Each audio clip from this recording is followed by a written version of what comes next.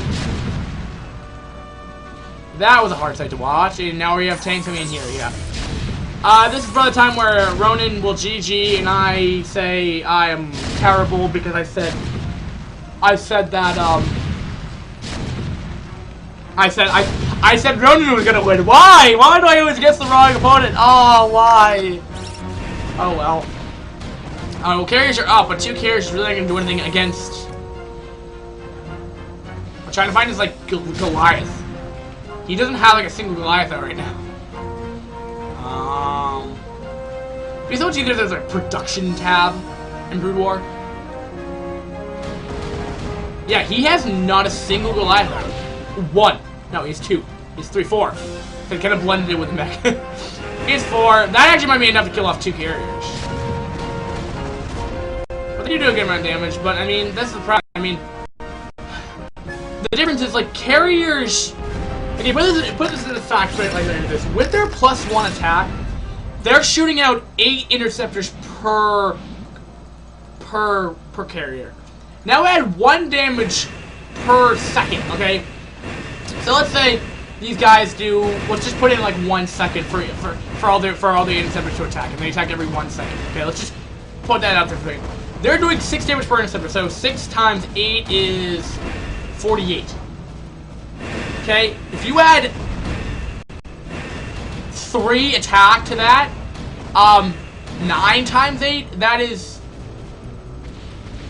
72 damage compared to 48. Do you know how much DPS that is compared, and when you add like 24 of them? Look, that upgrade advantage is absolutely insane. Now, of course, that might be a little higher or too low, but you know, it's the same, like, that's how exponential it gets. It's kind of insane how good it is. He has a fair, I mean, it's like a 4. Not as many like interceptors on screen that I'm like amazed by, but yeah, he'll be able to clean up the tanks. But I don't know, maybe Ronan will not be in a terrible position. I mean, he's lost 2 of his expansions. He's going to be re-expanding. Terran is yet to re-expand himself. You know, I mean, his main's mined out. He's on depleted gas on his main base. He's off of depleted gas on his natural very, very soon. So he's really going to be off of 2 gas. And 2 full actually gas. I mean, he's only fully saturating that with 1 SCV. Saturating it with 1 SCV. So this is actually somewhat buying enough time to get these carriers up. I believe he got the upgrades going again. Is he starting to upgrade his cyber core? It doesn't look like it. So that 46 or 48 damage to 72 is really gonna differentiate. That Goliath is Balzer. He's gotten 3 kills, 4 kills, and he dies. Sadly. So somehow Ronan's still in this game. 135 supply to 182. Maybe more like maybe like a peer like that. Oh, that he just lost I think 2 from that. And, you know, like, carriers is like one of those things like mech. Like, you don't really want to engage unless you have like,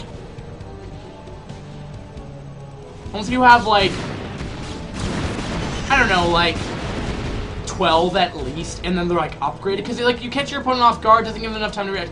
Carriers are fairly easy to counter as Terran. I mean, if they're in an open area, you scan. I mean, Goliath have so much mofo freaking range, it's not even funny. So I mean, with that in mind, I mean, it's kind of, they do a lot of DPS. Let's put it that way. But yeah, I mean, Goliath on the low, like just versus Dragoons, like. They're so imbalanced. Like, I was doing a 2v2 with a friend like 2 days ago. They're not really a friend because they didn't have a partner for our tournament, so I went with them. And we had no idea. He went Hydra and I went 5-Rax Marine. The other guy went like mech, like standard mech, and the other guy was Zerg. And I cannot even tell you, man, like, it's not even funny. It's just like there's like 4 Goliath and just wrecked like 40 Marine or 20 Marines. It's not even funny. These Goliath guys do like a lot of damage.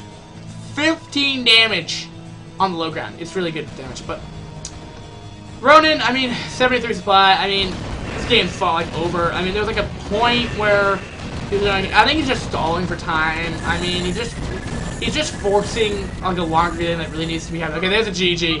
All right. GG! Okay, so that's gonna be my last cast for the for the time being, because I'm gonna have to head out to the gym. I gotta pump some Iron Man, because I don't want to get too lazy by just casting Brood War all day. Let's be honest here, guys.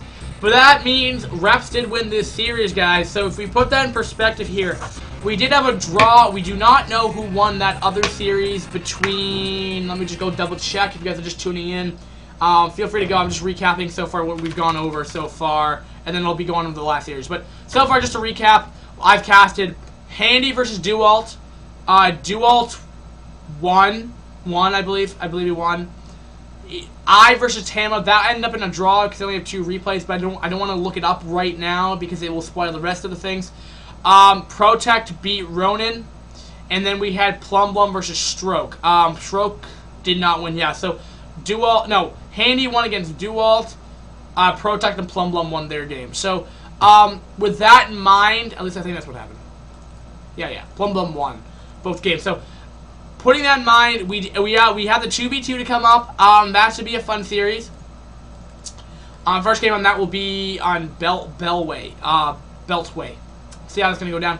But guys, that pretty much concludes it so far. So, I mean, right now, VTV and Reps could be at equal. VTV may have won that. I may have won that game. I was a pretty interesting guy as well. He went, he did Marine, SCV all in both games. So very quick games. Feel free to check out any of the VODs that we have already. They are pretty fun, interesting games. Or go check out Hacklebeast. I think he's streaming right now. But I'll be back tomorrow or tonight. I don't know when I'll be back. 'Cause I'm hanging out with a couple friends.